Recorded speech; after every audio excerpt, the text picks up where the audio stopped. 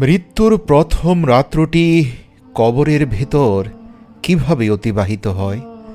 আমরা তো আপন বাবা মাকে কবরে ফেলে রেখে চলে যাই।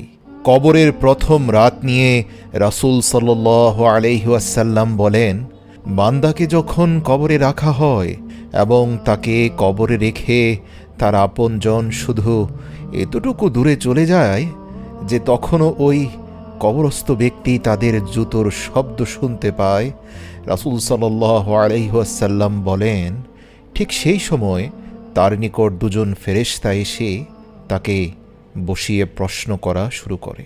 এখানে ফেরেশতারা যখন সর্বপ্রথম মৃত ব্যক্তিকে শোয়া থেকে বসিয়ে দেয়, সাথে সাথে তার কাছে মনে হয় সূর্য ডুবে যাচ্ছে। সে বসে তার চক্ষুদয় মুছতে মুছতে বলতে থাকে, তোমরা আমাকে ছেড়ে দাও, আমি নামাজ আদায় করব। সুবহানাল্লাহ। যেহেতু সূর্য ডুবে যাচ্ছে, সে মনে করবে আজকে তো আসরের নামাজ আদায় করি নাই। তখন দুজন ফেরেশতাই বুঝতে পারবে লোকটি দুনিয়াতে নামাজি এবং মুত্তাকি ছিল। ফেরেশতাদ্বয় তখন তাকে বলতে থাকবে, আপনি এখন কবরে, এখানে নামাজ রোজা কিছুই নেই, সুতরাং আগে আপনি আমাদের প্রশ্নের উত্তর দিন। বলুন আপনার রবকে। তখন সে উত্তরে বলবে, আমার রব আল্লাহ, যাকে একটি মুহূর্তের জন্য দুনিয়াতে আমি ভুলে যাইনি। তারপর ফেরেশতারা প্রশ্ন করবে, আপনার দিন কি ছিল? মুমিন বান্দা বলবে, আমার দিন ছিল ইসলাম, যার উপর সদা আমি অটল থাকার চেষ্টা করেছি, কখনো বিচ্যুত হলে ইস্তেগফার করেছি। তখন ফেরেশতাদ্বয় মুচকি হেসে প্রশ্ন করবে, এই যে ব্যক্তির অবয়ব দেখতে পাচ্ছেন, তাকে চিনতে পেরেছেন? বলুন তো আপনাদের কাছে প্রেরিত বাণীবাহক কে ছিলেন?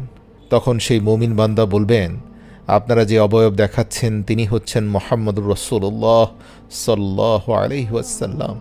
এই প্রশ্নের উত্তর শুনে ফেরেশতাদ্বয় বলবেন, আপনি মুহাম্মদুর রাসূলুল্লাহ সাল্লাল্লাহু আলাইহি ওয়াসাল্লামকে কিভাবে চিনতে পারলেন?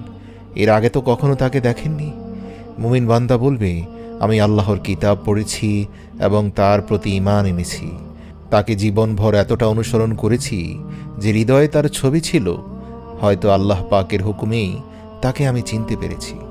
সুবহানাল্লাহ। আবু দাউদ হাদিস নম্বর 4753। এজন্যই আল্লাহ তাআলা ইরশাদ করেন, যারা শাশ্বত বাণী তথা তাওহীদে বিশ্বাসী, তাদেরকে ইহজীবনে ও পরজীবনে আল্লাহ তাআলা সুপ্রতিষ্ঠিত রাখবেন। সূরা ইব্রাহিম আয়াত নং 27। সুতরাং কবরে মুনকার নাকিরের প্রশ্নের উত্তর কেবলমাত্র তারাই দিতে পারবে যারা মৃত্যু পর্যন্ত ঈমানের পথে প্রতিষ্ঠিত ছিল।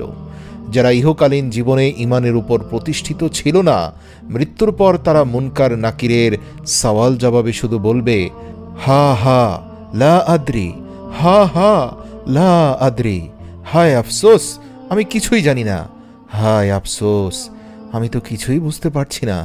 সুতরাং মুমিন বান্দা প্রশ্নের উত্তর দেওয়ার সাথে সাথে আল্লাহ তাআলা ঘোষণা করবেন, আমার বান্দা সত্য বলেছে, সুতরাং তার জন্য জান্নাতের বিছানা বিছিয়ে দাও, তাকে জান্নাতের পোশাক পরিয়ে দাও, এছাড়া তার জন্য জান্নাতের দিকে একটা দরজা উন্মুক্ত করে দাও।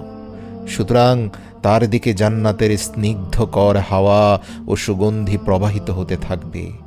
সেই ব্যক্তি দরজা খোলা মাত্র তার দৃষ্টিসীমা পর্যন্ত সুপ্রশস্ত জান্নাতের বাগিচা দেখতে পাবে।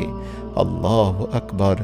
তখন সে অধৈর্য হয়ে চিৎকার করে বলতে থাকবে, কিয়ামত সংঘটিত হয়ে যাক, কিয়ামত দিবস সংঘটিত হয়ে যাক। কেননা সে জানে প্রকৃত জান্নাত কিয়ামত দিবস সংঘটিত না হওয়া পর্যন্ত পাওয়া যাবে না।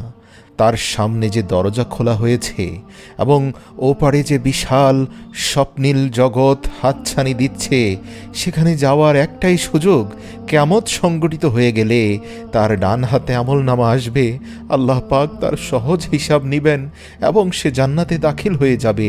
এই ধৈর্য সহ্য তার হচ্ছিল না, তাই সে উচ্চস্বরে চিৎকার করছিল, কিয়ামত সংঘটিত হয়ে যাক। ফেরেশতাগণ মুচকি হেসে বলবে, হে আল্লাহর প্রিয় বান্দা, আপনি ঘুমিয়ে যান। মুমিন বান্দা বলবে, আমি আমার পরিবারের কাছে যেতে চাই, তাদেরকে নিয়ে জান্নাতে প্রবেশ করতে চাই। ফেরেশতাগণ আবার বলবেন, আপনি উত্তেজিত হবেন না, আপনি ঘুমান। বাসর রাতের মতো, যাকে তার প্রিয়জন ব্যতীত কেউ জাগিয়ে দেয় না। তারপর এক ঘুমে আল্লাহ তাআলা তাকে তার শয্যা থেকে হাসরের মাঠে পুনরুত্থিত করবে। সেই ঘুমে তার কাছে একজন সুন্দর সুরভিত উত্তম পোশাক পরিহিত সুশ্রী ব্যক্তি আগমন করে বলবে, সুসংবাদ গ্রহণ করুন, যা আপনাকে আনন্দিত করবে। আজ আপনার প্রতিশ্রুতির দিন। ওই সুন্দর চেহারার ব্যক্তিকে দেখে ওই মুমিন ব্যক্তি প্রশ্ন করবে, আপনি কে? সে বলে উঠবে, আমি হলাম আপনার নেক আমল। সুবহানাল্লাহ। আল্লাহ তাআলা ইরশাদ করেন, যখন হাসরের মাঠ কায়েমের জন্য সিংগায় দ্বিতীয় ফুৎকার দেয়া হবে, তারা কবর থেকে উঠে তাদের রবের দিকে দৌড়াতে থাকবে। তারা বলবে, হায় দুর্ভোগ আমাদের! কে আমাদেরকে আমাদের আরামের নিদ্রাস্থল হতে ওঠালো?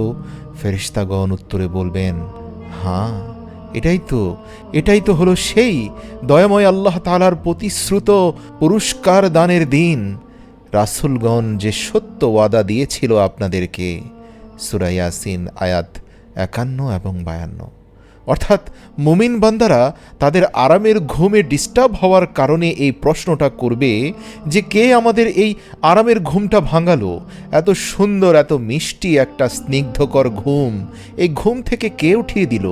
যখন জানতে পারবে এই ঘুম থেকে তিনি উঠিয়েছেন, যিনি আসলে এই মুমিন বান্দাকে শ্রেষ্ঠ থেকে শ্রেষ্ঠতর পুরস্কার দিতে চান, তিনি আসলে দরজার ওপারে অপেক্ষাকৃত জান্নাতে চিরস্থায়ী করতে চান। অন্তরে এই আশা জাগ্রত হওয়া মাত্র মুমিন ব্যক্তি আনন্দে উচ্ছ্বাসে চারদিকে চিৎকার চেঁচামেচি করে সবাইকে বলতে থাকবে, দেখো আমার ডান হাতটা, দেখো আমার আমলনামার ডান হাতে দেয়া হয়েছে। হ্যাঁ, আমি জানতাম এমন একটি দিন আসবে। আমি জানতাম। এত উচ্ছ্বাস, এত আনন্দ। মহান আল্লাহ তাআলা বলেন, এটাই তো শ্রেষ্ঠ সফলতা, এটাই তো হচ্ছে প্রকৃত সফলতা, যার জন্য আমাদের প্রতিযোগিতা করা উচিত। এ দুনিয়ার জীবনের অর্থ সম্পদের মোহে প্রতিযোগিতা নয়, প্রতিযোগিতা চিরন্তর জান্নাতের জন্যই হওয়া উচিত। সুবহানাল্লাহ।